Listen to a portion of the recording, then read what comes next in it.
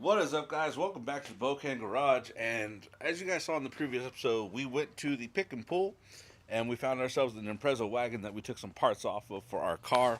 And what you guys didn't end up seeing, though, is I went back there, and obviously I went and got the center console. I went and got the trunk rubber that is in the back right now. But that's not the focus of today's episode.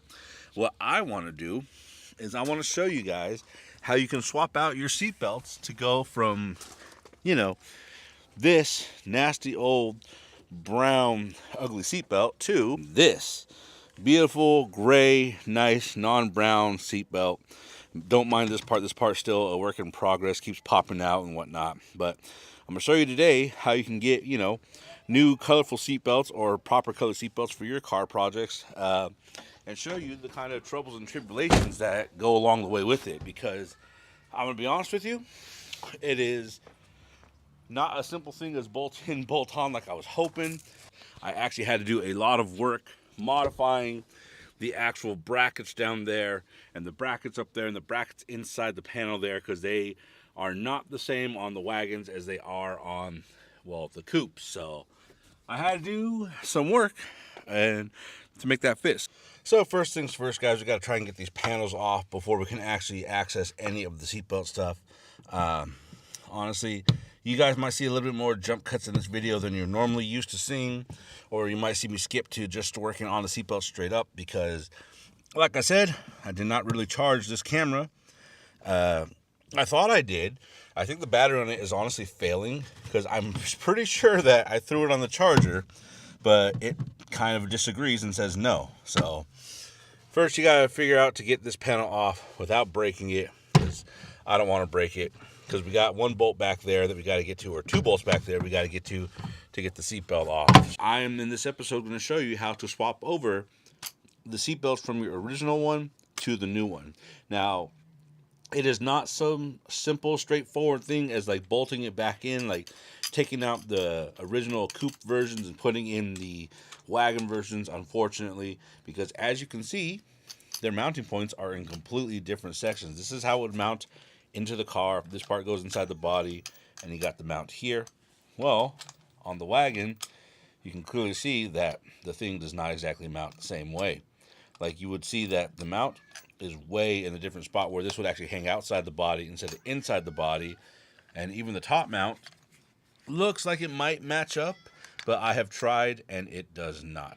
And if you guys hear my cat meowing in the background, I apologize. I'm inside, like I said, because it is cold and dark outside and it might rain soon. So we're going to get into this. I'm going to show you how I can replace, or how you can replace, the seatbelts. So, in terms of tools you're going to need, guys, it's actually pretty simplistic. You're going to need a nice screwdriver, because a lot of the times the screws on these plates are very rusted, very bad, very old. So you want a nice little good screwdriver that can actually open them up. We're going to need something, again, I have a skinnier screwdriver here, not so much for the screws, but when we get inside you'll see why. I got to use it to try and pry the seatbelt through the gear that it's on, because there's a little tab or plastic cotter pin in there that's actually holding this whole thing together. And pair of vice grips, because honestly, you guys will see why. So first off, for me, guys, I don't have to mess with these side gears whatsoever. What I really want to mess with is this. I want to get in there, so make sure my thing sets are loosened. There we go. And that screw wasn't so bad.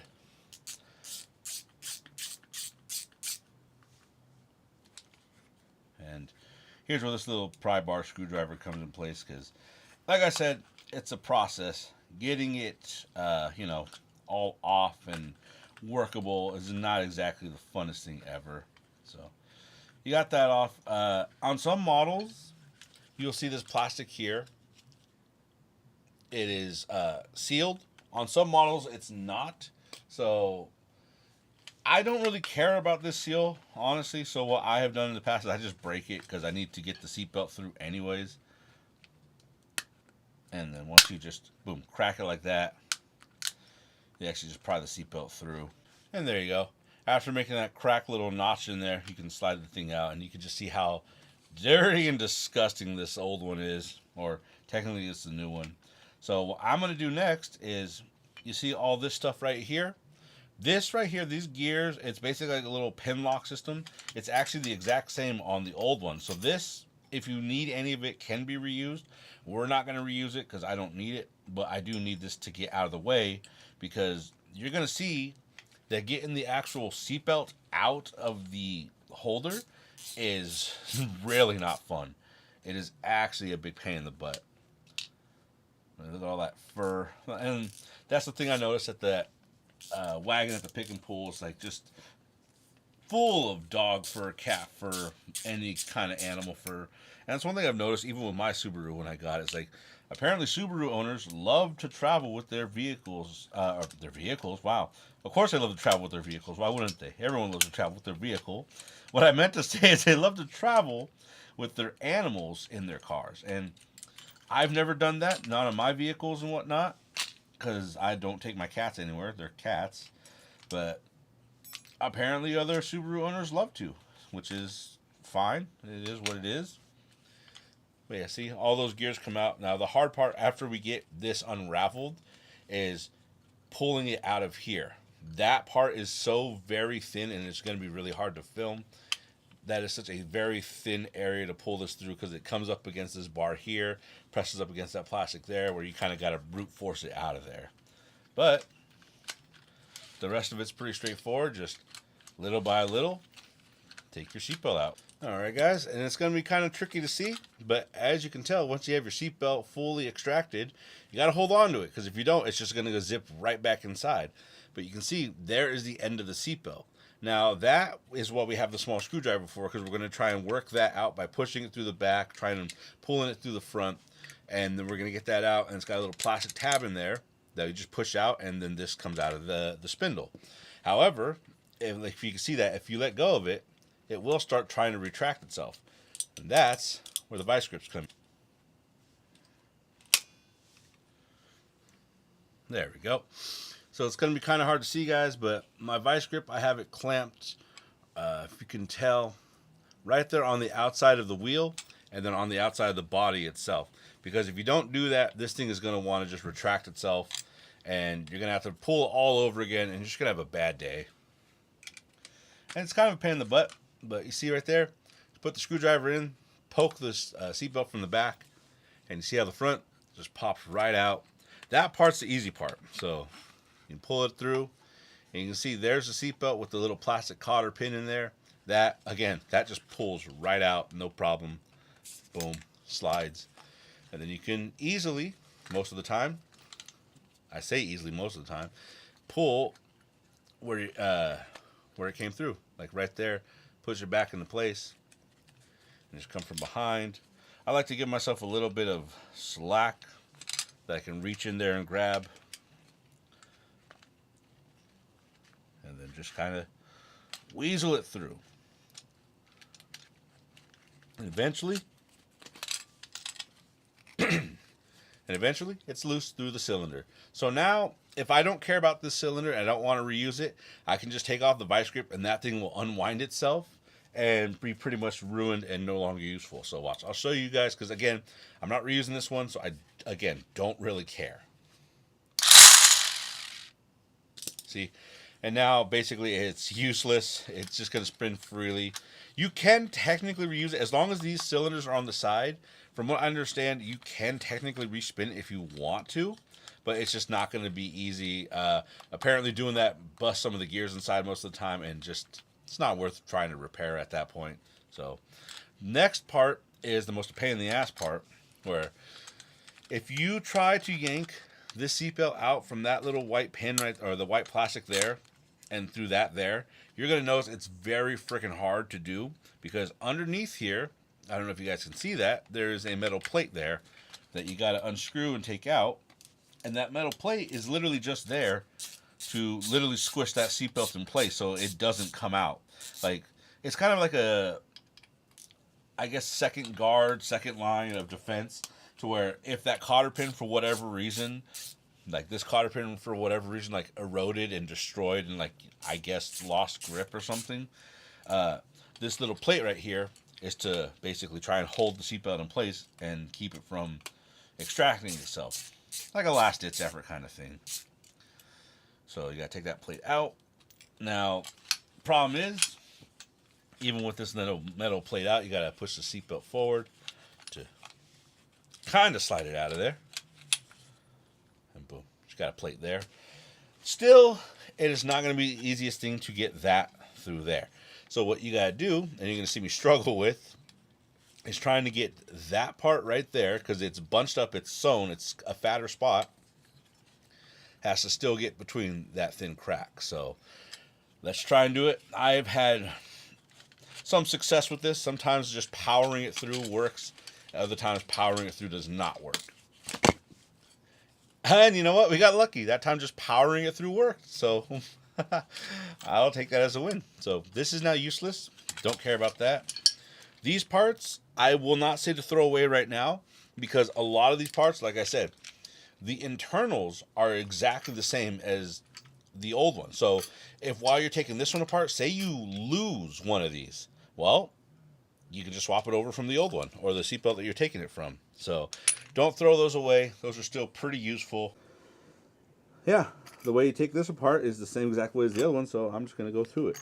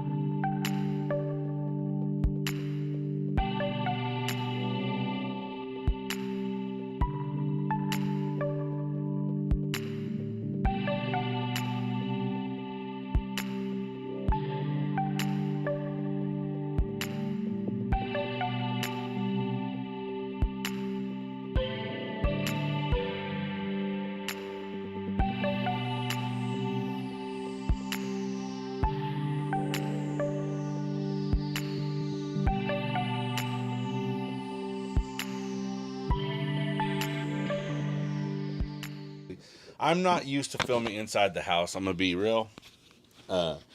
So we're just kind of winging this. I hope you guys can see what I'm doing. I basically got to do the reversal of disassembly. I got to shove this into that little crack and crevice that you have such a pain in the ass time to pull it through in the first place. And that's why we have the small screwdriver here to try and help us just kind of wedge it in there. It's not exactly an easy process, and I may not be able to show it on camera because where I have everything mounted right now doesn't give me the best angle to see it for myself. So I might have to take it off screen to install it, and then I'll come back and show you. Alright guys, so after fighting with it with the screwdriver and whatnot, I finally got the actual part through there. Like I said, it's usually really hard to get that part through, again, such a small tight little fit, because this is a fatter sewn part of the seatbelt. But once you got that, usually this part and the next part is a lot easier to do. As you just shove it back through the spindle, again, sometimes with the help of my thin screwdriver or a thin poking rod of any kind, whatever you guys have lying around, really. Just poke it on through, turn around to the other side, and boom, you have it through. And then don't forget to put your little plastic cotter pin back in, because if you don't do that, this thing is obviously not going to hold, and it's going to unravel on you, and you don't want that. I just realized that was off camera, but as you can see, all I did was poke the plastic pin right back in and just shove it back in the spindle. Now, you don't want to just let go of it if you're trying to keep this one working. So put it back in the spindle and just slowly let it retract itself so that you don't destroy the gears inside. And then literally, the next part is honestly not the hardest part. It's easy. You just got to reinstall the little metal plate back in there, reinstall the gear servos in here, the stopper plate, and all that. So I'm going to do that off screen, and I'll come back to you guys. Bam. And there we go, guys. Just like that. Boom. We got a new seatbelt. Using the old hardware, which, again, we still have to work with just a little bit. This part right here can stay, because that is the original nut and bolt that's going to go into back into the coupe. Obviously, the 10mm bolt is still in the car right now because I didn't take it out. But next, what we got to do is we got to swap out this one right here, because unfortunately it's too short, it will not reach, and this one down here because again it is too short and will not reach. So really simple, really easy. You just take the old one, see how long that is. Look at the difference of that, guys. Like, just holy crap, you can instantly see why that would not work. Just look at the difference of that. So pretty simple. You just pry off this little keeper. I don't even know what this is called. I'm going to be 100% honest. They're like these little plastic, just keeper rings, I guess is the only way to put it. So take that one off. Boom. Simple. I like to keep that in there until I get the new one in, just to remember the orientation of the actual screw. And you do the same thing to the old one. You take that little keeper ring off. Although, yep, just like on the other one, this one also just, because it's so old, it literally snapped into two pieces, because I think it's just plastic. So then just take the ring out. Boom, boom, boom.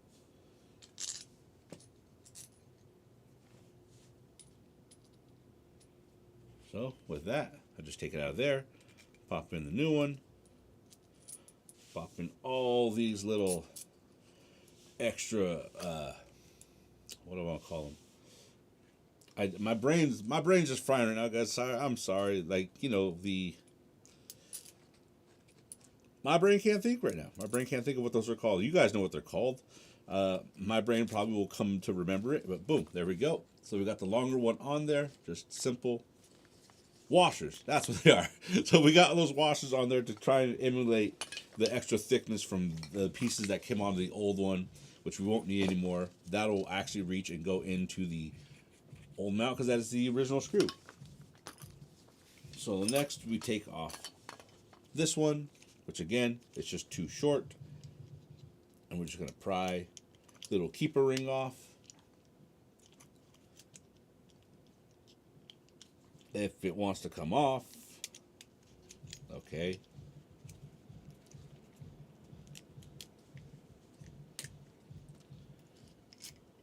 Damn near broke that keeper ring to get it off, but yeah. Boom. Again, like I said, I like to keep the nut in the proper position until I get the old one off, so I know which way it goes. Let's see if this one breaks like the other one.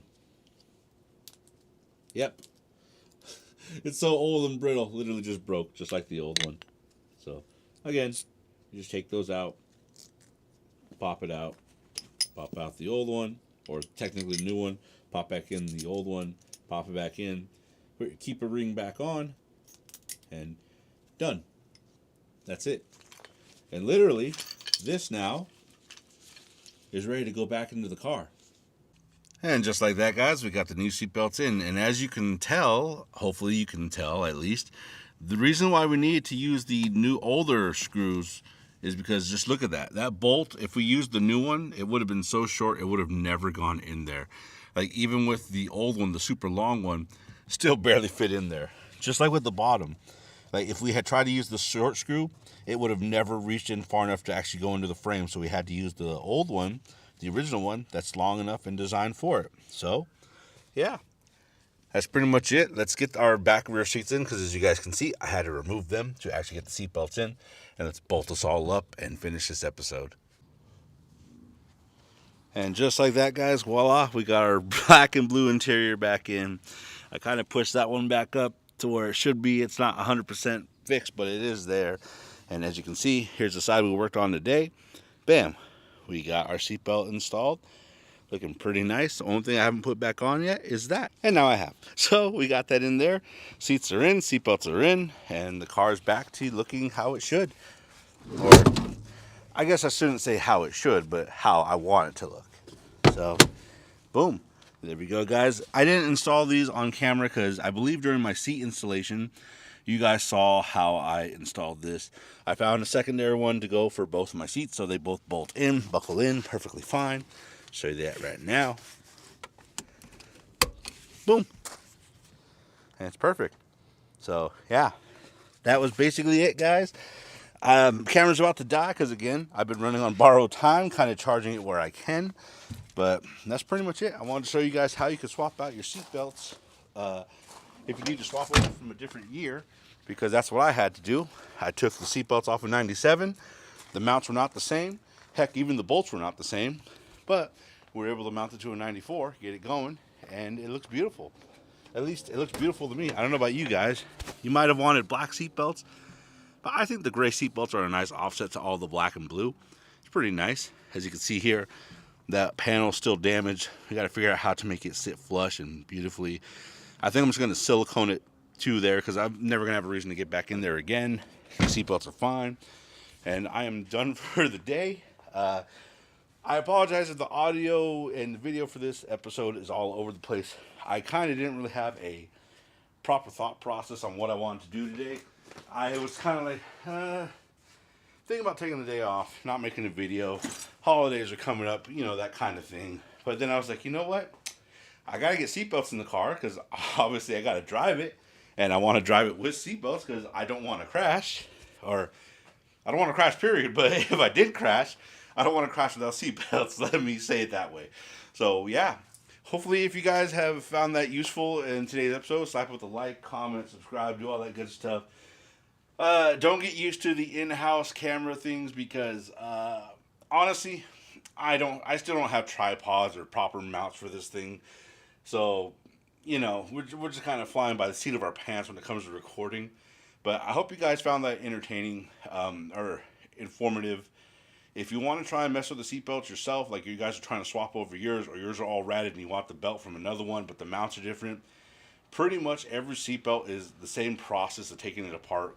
When you get it apart, they all have that little cotter pin. They all have the gear. Some are set up differently, but primarily the seatbelt part itself is the same. So if you guys are going to give it a try, just be safe. Take your time. Go slow.